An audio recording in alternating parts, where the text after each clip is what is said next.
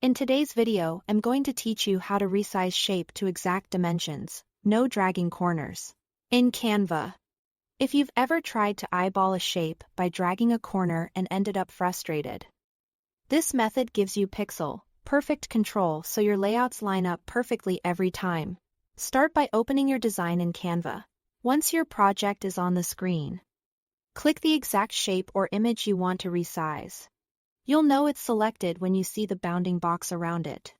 If the item is part of a group, remember that resizing will affect the whole group.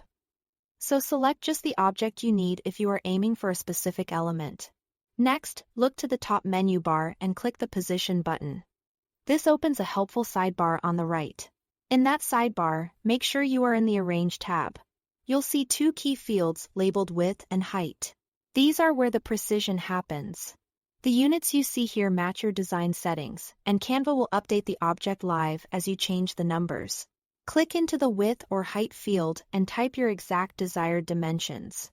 You can use whole numbers or decimals for fine-tuned adjustments.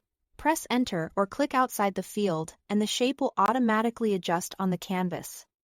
No dragging necessary. This is especially useful when you are aligning elements across different pages or creating templates that require consistent sizing. If you want to keep the proportions the same as you resize, use the small lock icon between the width and height fields. When the lock is on, changing one value updates the other automatically, preserving the aspect ratio. This prevents unintended distortion and is great for logos, icons, and photos you want to scale uniformly. If you need very specific, independent dimensions, for example, turning a square into a precise rectangle, click the lock to unlock it.